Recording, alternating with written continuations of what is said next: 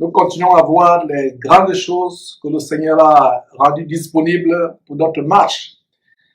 Et aujourd'hui, nous allons continuer à creuser l'un des grands principes que Dieu a établi,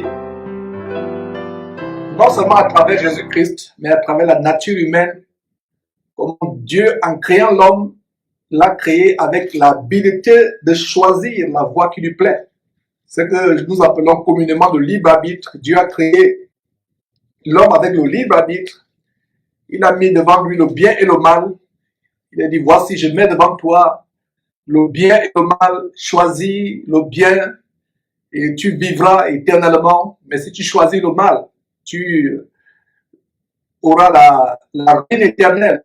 Tu seras persécuté, tu seras puni éternellement. Ce sera un châtiment éternel. Alors, mes frères, c'est une joie de partager ces choses. Et comme je l'ai annoncé, il y a deux voies. C'est un grand défi aujourd'hui de nous amener, nous chrétiens, soit à sortir de la voie de Dieu, soit à rester dans la voie de Dieu. Et beaucoup de chrétiens vont dire, mais Georges, ce thème ne me concerne pas parce que je suis déjà de nouveau, je suis déjà converti, j'ai été baptisé et je parle même ma langue. Donc, ça ne me concerne pas. C'est une très grande erreur. Et comme on va voir, mes frères, on va se rendre compte que beaucoup de soi-disant chrétiens convertis ne sont même pas encore sur la voie. Parce que cette voie a des caractéristiques. C'est une voie sainte, comme nous allons partager ensemble la grande révélation, mes frères et sœurs, d'Ésaïe chapitre 35. Nous allons partager cette révélation ensemble. La voie sainte. Il existe une voie sainte qui a été tracée. Jésus-Christ est cette voie.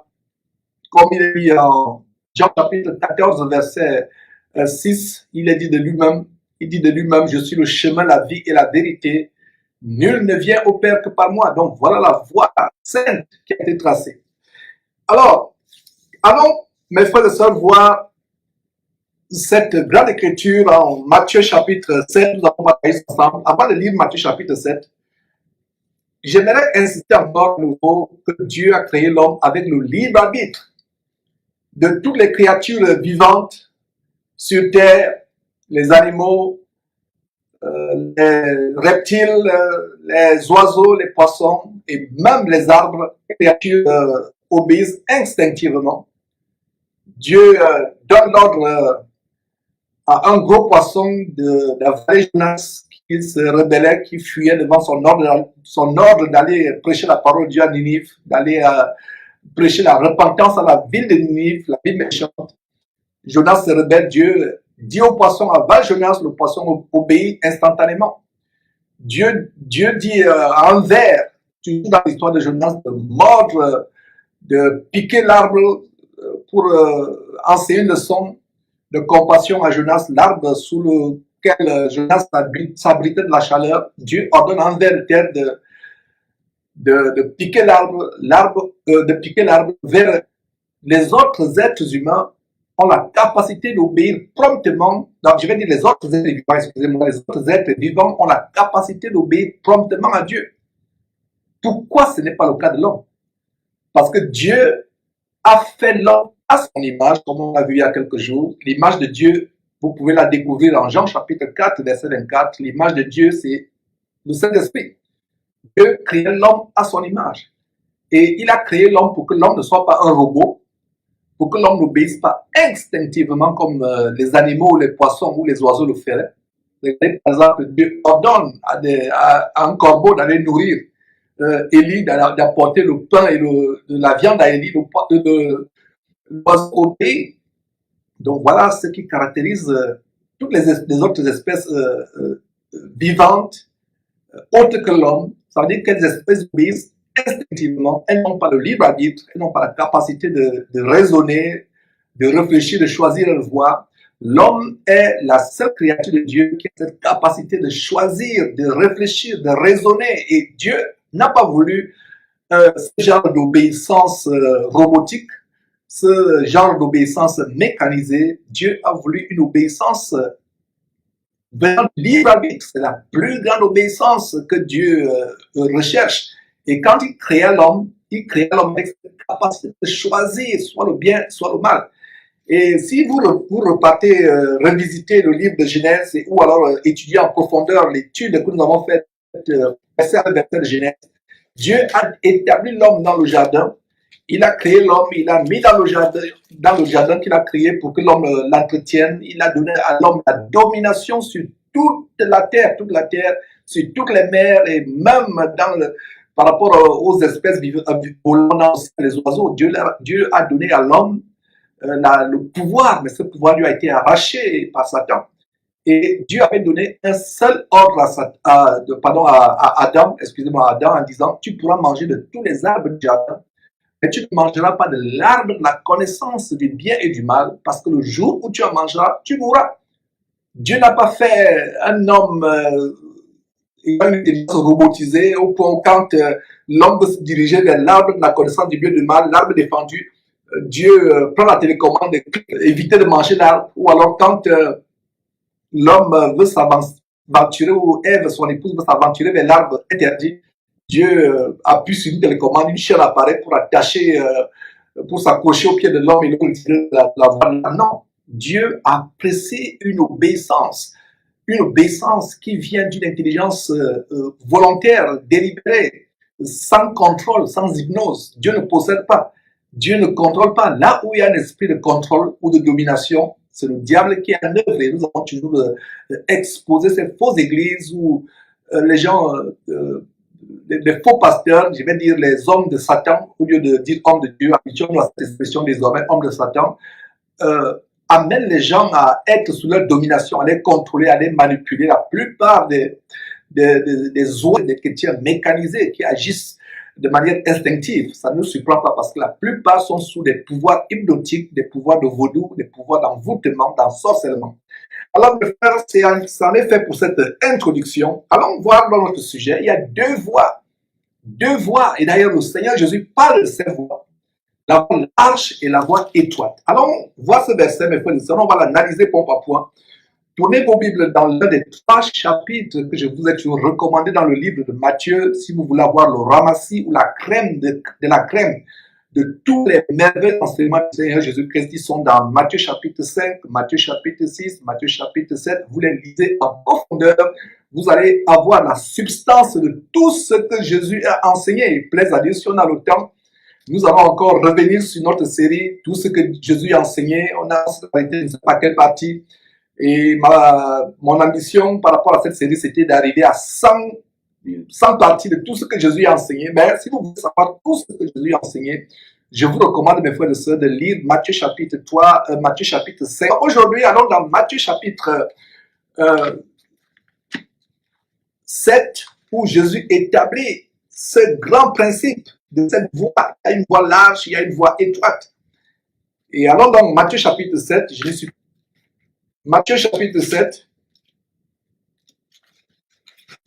Lisons à partir du verset 13, on va lire 2 versets 13 et 14. Le Seigneur Jésus, merveilleux, glorieux Fils de Dieu, donne un grand enseignement très brièvement. Qu'est-ce qu'il dit? Matthieu chapitre 7, verset 13. Entrez par la porte étroite. Voilà, la porte étroite. Il y a 2 portes, il y a 2 voies. Vous lisez porte ou voie ou chemin. Choisissez l'expression qui vous plaît. Des fois, Jésus dit je suis le chemin. Des fois, il dit je suis la porte. Des fois, la Bible utilise le mot la voie. Les 2 expressions sont interchangeables. Alors, entrez par la voie étroite, car large est la porte. Spacieux est le chemin, voilà, chemin ou porte, qui mène à la perdition. Hier, on a montré ce fait divers qui défait la chronique à travers l'Afrique et même à travers le monde, dans certains pays, de ce jeune homme à 33 ans qui est décédé bêtement et qui pervertissait la jeunesse africaine avec des musiques voluptueuses, des musiques, je dirais, pornographiques, tellement infâmes.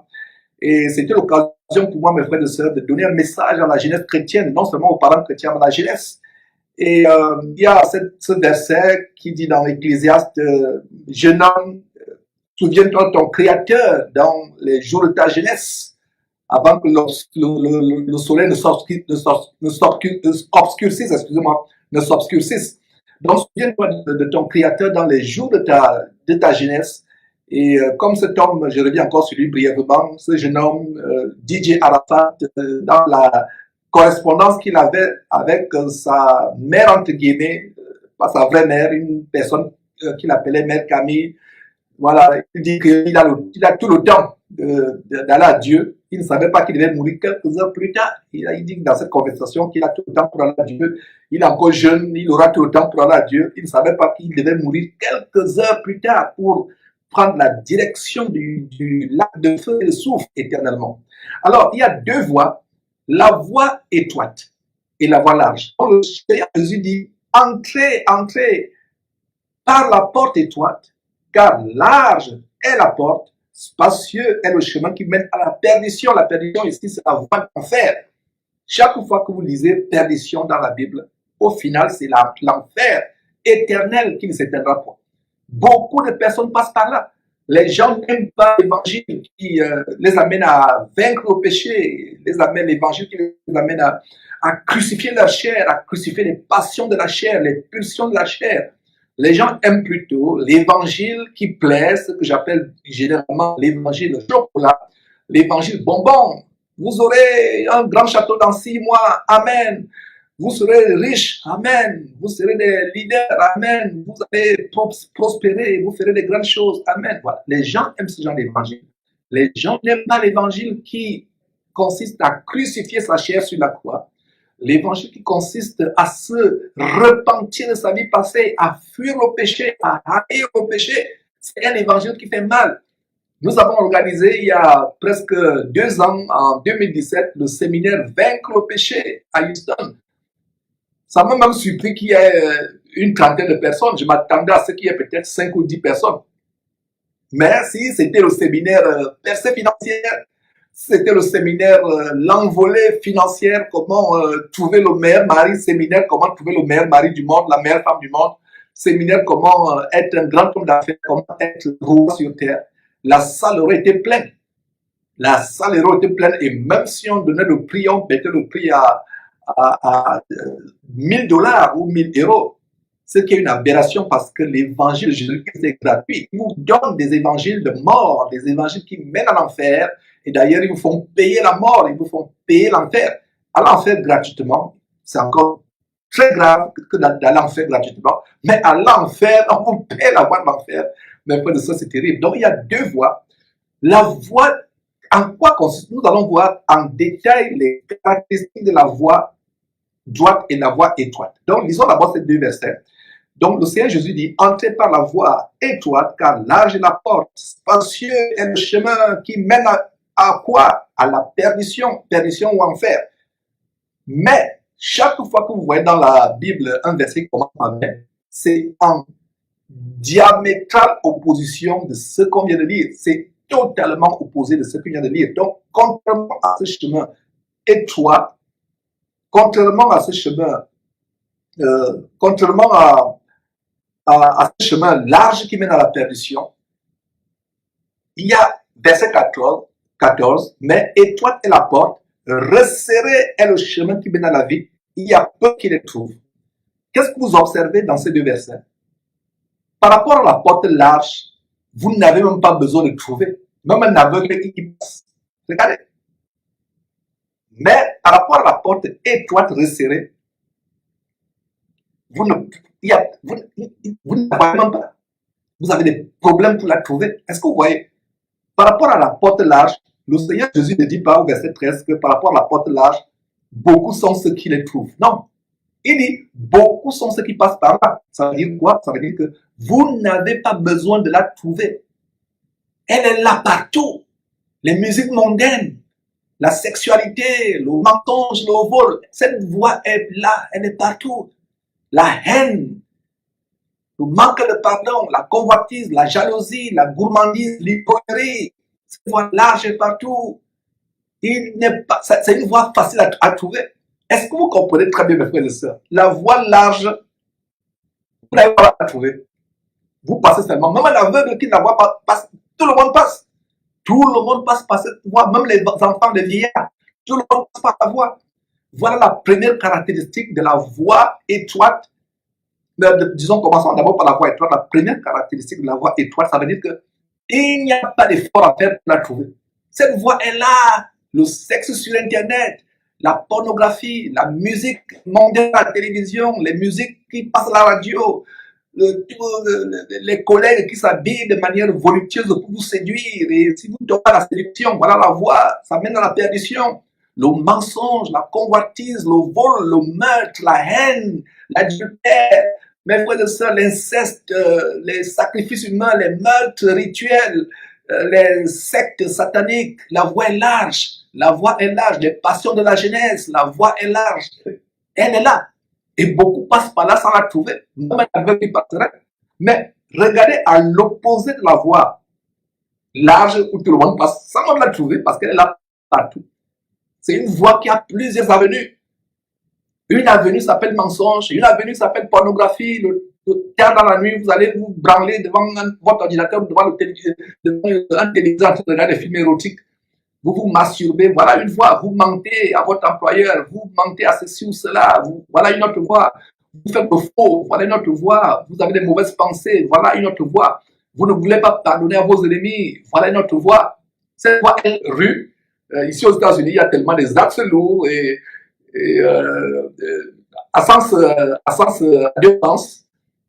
à deux sens, et une rue peut avoir 6 à 7 lignes où les voitures circulent.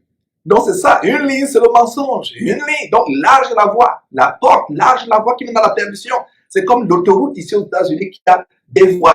Une voie c'est le vol, une autre voie c'est le mensonge, une autre voie c'est l'adultère, une autre voie c'est... Donc vous allez sur cette voie, chacun, vous passez par là, vous n'avez pas besoin de chercher, vous passez par là, d'autres même passent par cette voie sans savoir même qu'ils sont sur cette voie.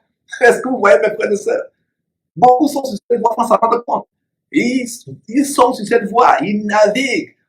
Et on parle aujourd'hui d'Internet, les boulevards de la communication. Oh là là, ça c'est même encore plus grave sur Internet. C'est facile de naviguer sur cette voie.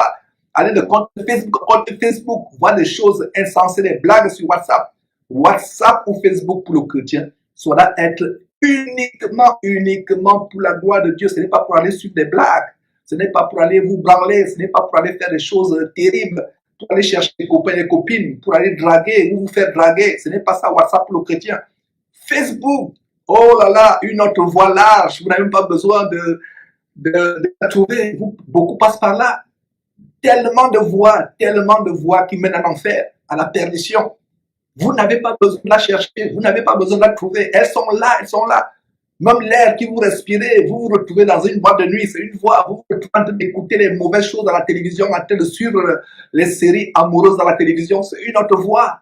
En train d'écouter les musiques mondaines, c'est une autre voie. Beaucoup de voies mènent à la perdition. Dans quelle voie veux-tu être, mon frère de pasteur, à partir d'aujourd'hui? Dans quelle voie? Alors, regardons la voie étroite, verset 14. Mais étroite est la porte, resserrez le chemin qui mène à la vie. Peu sont ceux qui passent par là, c'est ce que vous avez lu. Non, non, non, non. Pour la voie étroite, le Seigneur ne dit pas que peu sont ceux qui passent par là. Pour la voie large, beaucoup sont ceux qui passent par là, ils n'ont pas besoin de la trouver. Mais pour la voie étroite, verset 14, le chemin resserré, le Seigneur Jésus ne dit pas que peu sont ceux qui passent par là. Non. Il dit peu sont ceux qui les trouvent. Donc, avant même de passer par là, il faut d'abord trouver.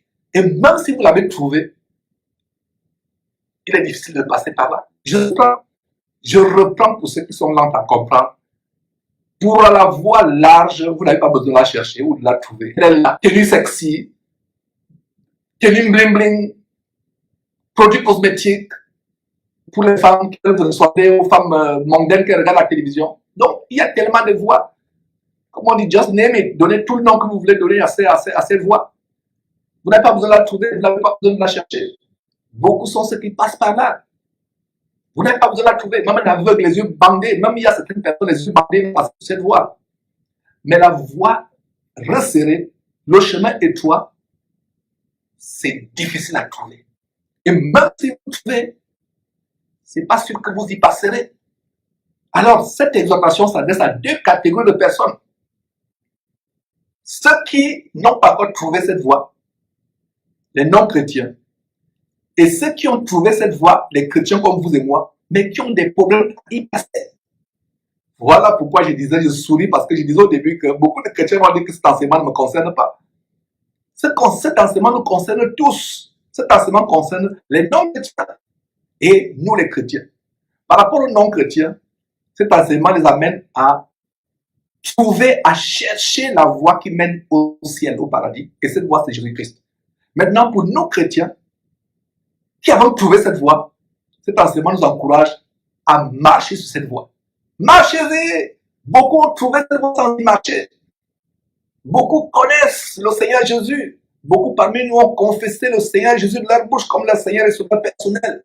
Beaucoup parmi nous ont eu la foi. Pourquoi la Bible dit que certains chrétiens, dans la fin des temps, feront naufrage par rapport à la foi?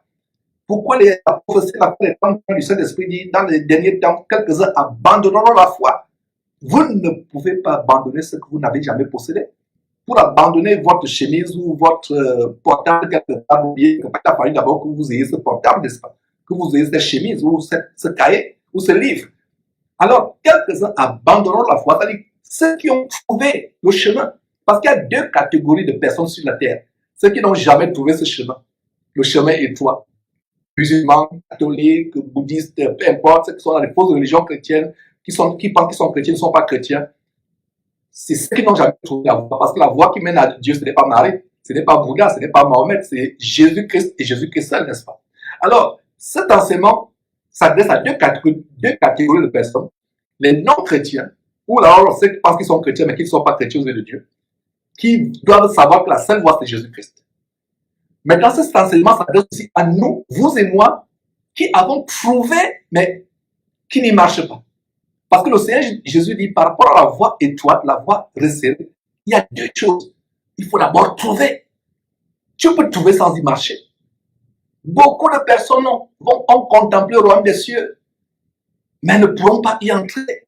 J'étais sur la route pour le ciel, mais vraiment, je ne peux pas y entrer. Pourquoi tu ne peux pas y entrer, mon frère, ma soeur? Parce que tu as fait marche arrière. La Bible parle des frères et sœurs qui ont fait naufrage par rapport à la foi. Ils marchaient sur la voie. Ils ont été distraits, ils sont sortis de la voie. Et nous allons voir une très grande révélation, mes frères et sœurs, dans le livre de Genèse. Pas dans le livre de Genèse. J'ai tellement passé le temps dans ce livre que j'aime ce livre, mais ce n'est pas Genèse, c'est Ésaïe, mes frères et sœurs. Nous allons voir une très grande révélation dans Ésaïe.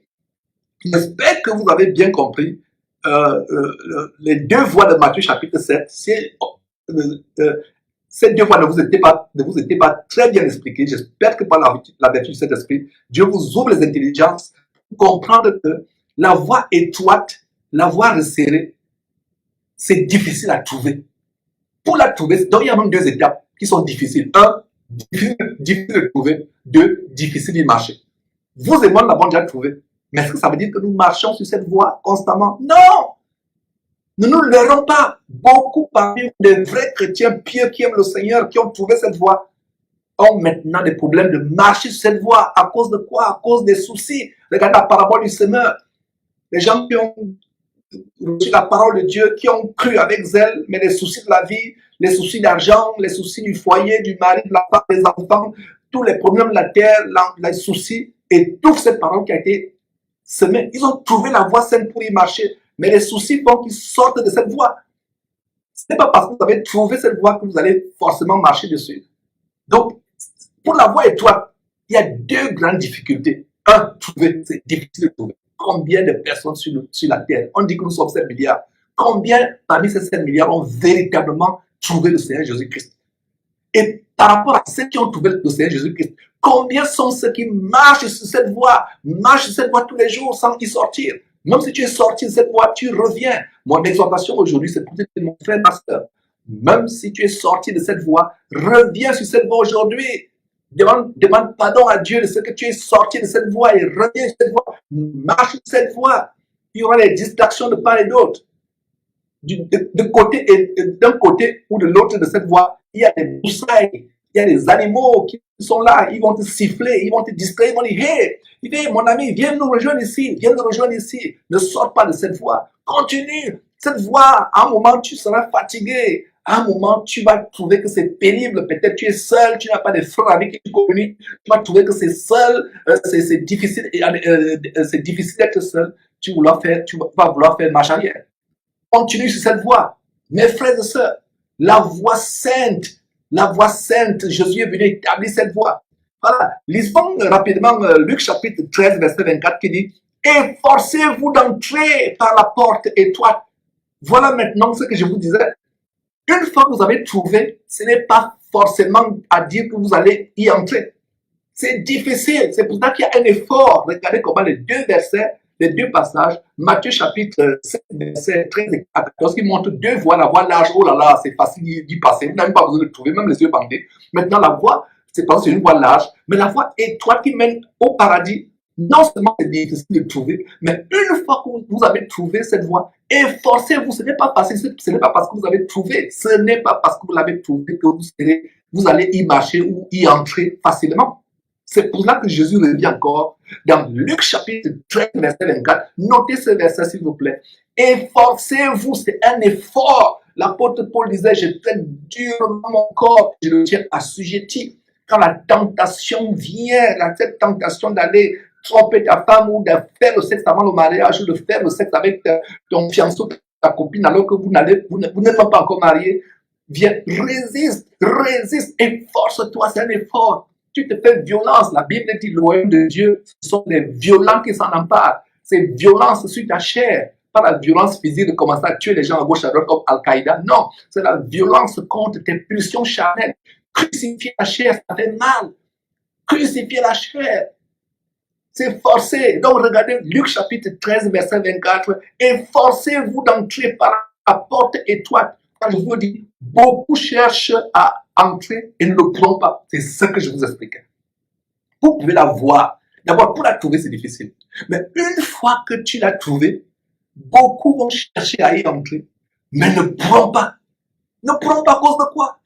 Ils vont se décourager dans leur marche chrétienne. Ils auront des soucis. Ils vont perdre la foi. Efforçons-nous. C'est un effort, mes frères et sœurs. Efforçons-nous. Beaucoup chercheront à y entrer et ne pourront pas, Nous devons nous efforcer, c'est un effort à faire jour après jour, jour après jour, jour après jour. Gardant ces paroles dans notre intelligence. Nous ne nous limitons pas seulement à venir chaque midi, partager ces paroles avec Georges et sans les mettre en pratique. Sinon, vous allez commencer à gonfler spirituellement comme les Américains avec le fast-food spirituel. Enfin, pour les Américains, c'est le fast-food physique, mais venir entendre ces choses midi après midi, vous gonflez spirituellement, mais il n'y a pas de force en vous. Il faudrait que vous gonflez spirituellement, mais que cela serve de force, que ce soit une force. Sinon, c'est comme on dit, les poulets, dans 2 semaines, 3 semaines, pour la consommation de masse, et le poulet n'arrive même pas à marcher, parce qu'il est gros, mais il est faible. Nous, chrétiens, soyons gros et soyons forts. Nous n'ingurgitons pas cette nourriture pour la jeter plus tard, pour la parole entre ici, ça sort là, c'est agréable. Quelques temps où on suit avec Georges, 2 minutes, 3 minutes, 30 minutes, 1 heure, c'est bon, il enseigne bien. Il m'exhorte, il m'édifie bien. Alors, quand tu te retrouves seul, tu n'appliques plus ça. Mes frères et sœurs, le Seigneur Jésus dit, entrez par la porte étroite, car, je vous le dis, beaucoup chercheront à y entrer. Je dis beaucoup de ceux qui ont trouvé, parce que pour y entrer, il faut d'abord trouver. Alors, même déjà, c'est difficile. Une fois que vous l'avez trouvé, maintenant, pour y entrer, c'est difficile. Et les gens les plus misérables en enfer, mes frères, je voudrais vous dire ceci. Les gens les plus misérables en enfer, c'est les gens qui ont trouvé cette voie, mais qui n'ont pas eu la force d'y entrer.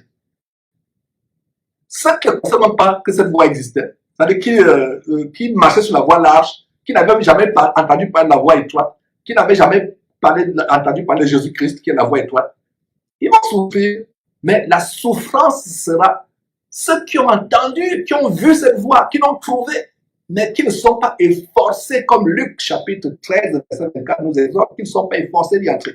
Alors terminons par cette grande révélation, mes frères et sœurs, et la beauté de cette émission, c'est que chaque fois que nous y venons, il y a des grandes révélations bibliques. Nous allons en détail dans les versets. Alors, mes frères et sœurs, je souris parce que j'ai une très grande joie de vous partager les grandes révélations d'Ésaïe chapitre 35. Et Ésaïe, c'est un des je dirais 5 évangiles dans la Bible. Vous allez dire, mais Georges, qu'est-ce que tu veux dire là? C'est une hérésie, il n'y a pas 5 évangiles dans la Bible. Je sais. Il y a Matthieu, Marc, Luc et Jean. Mais Ésaïe, c'est l'ancêtre de ces évangiles, de tous ces évangiles-là. Et c'est pour ça qu'il dit que c'est le 4e évangile. Alors, dans Ésaïe, chapitre 35, qui est le premier évangile, avant Jean, avant Matthieu, avant les autres évangélistes, le prophète Ésaïe, par anticipation des siècles avant la venue de Jésus-Christ sur terre, a déjà annoncé cette voie. Et le livre d'Ésaïe parle beaucoup de Jésus-Christ, si vous ne le savez pas. Beaucoup de Jésus-Christ. Allez d'ailleurs lire la figure de Jésus-Christ dans Ésaïe 53. Il n'avait rien pour tirer les regards, mais il a été mêlé au sacrifice comme un agneau muet qui ouvre la bouche. C'est pour nos péchés qu'il est mort, c'est pour nos meurtrissures, c'est pour nos péchés qu'il est mort, c'est par ces meurtrissures que nous sommes guéris. Alors, mes frères, Ésaïe chapitre, ce chapitre nous donne une très belle image de ce monde chaotique, ténébreux, pervers. Le chapitre 35 d'Ésaïe nous donne une parfaite image de ce monde dans lequel vous et moi nous vivons. Un monde pervers, chaotique, ténébreux, un monde chaotique, un monde terrible, mes frères et sœurs. Donc, regardez, mes frères et sœurs, ce qui se passe. Alors, lisons Ésaïe. Retenez très bien, mes frères et sœurs, que Ésaïe, c'est la figure de ce monde, noir, corrompu, ténébreux, mais à travers ce monde, il y a quoi? Il y a une voie tracée. Donc, Ésaïe annonçait déjà cette voie. Oh, mes frères et sœurs, la parole de Dieu est merveilleuse. Donc, Ésaïe 35.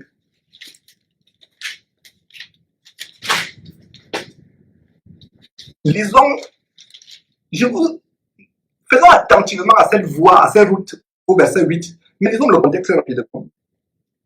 Alors, Ésaïe,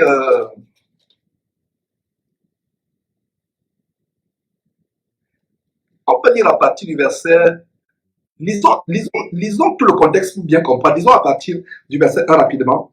Le désert et le pays aride se réjouiront. Regardez, aride, c'est qu'il y a le soleil là-bas, c'est aride. La solitude s'égaira et fleurira comme un narcisse.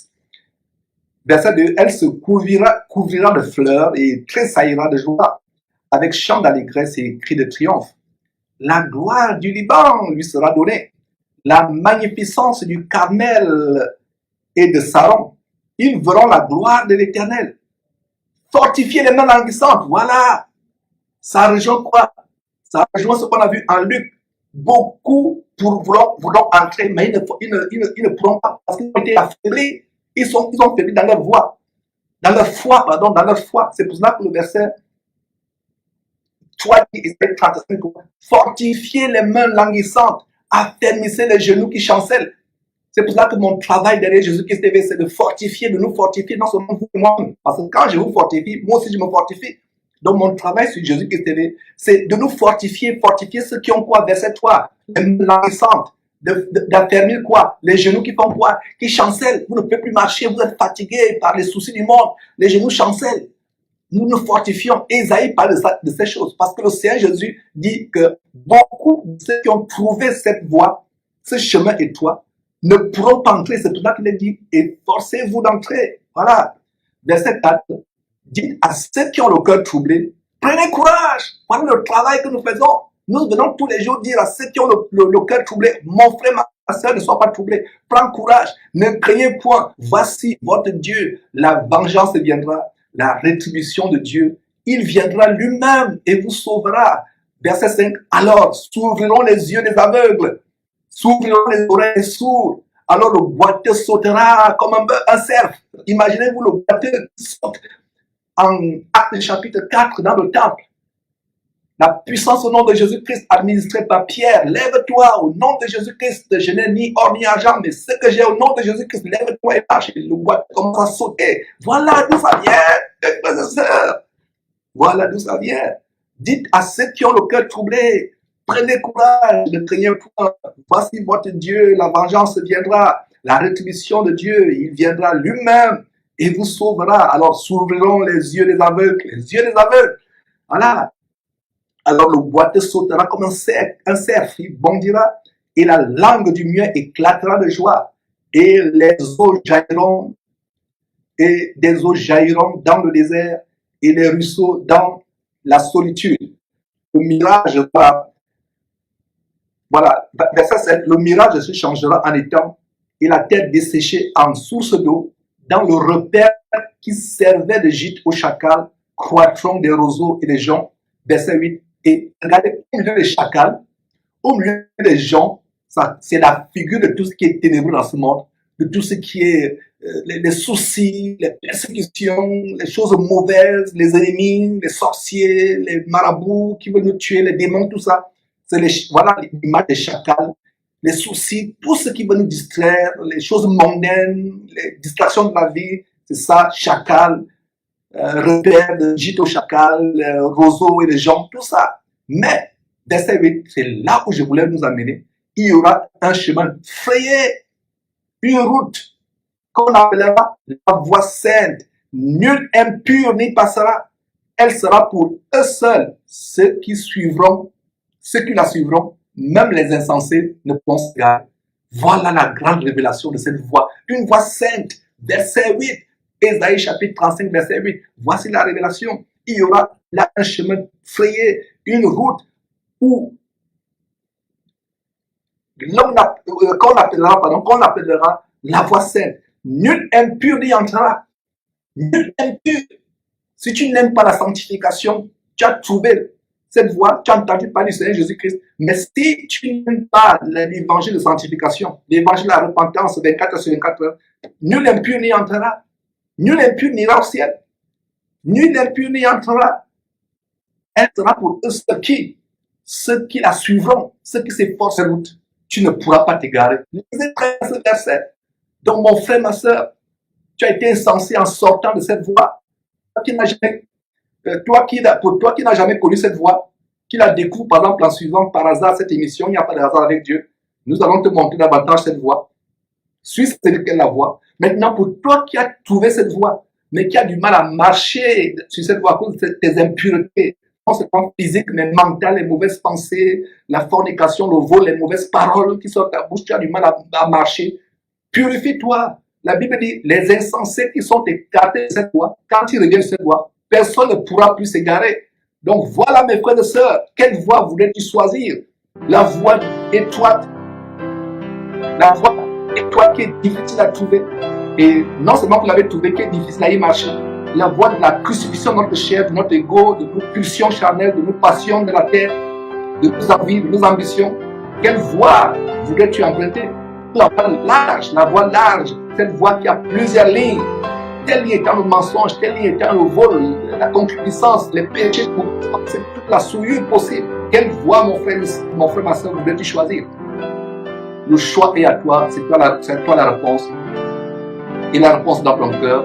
Mais quand vous connaissez la vérité vous affranchira. Bye bye.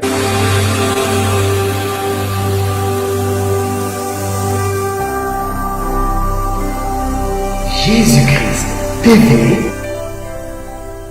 vous connaîtrez la vérité et la vérité vous affranchira.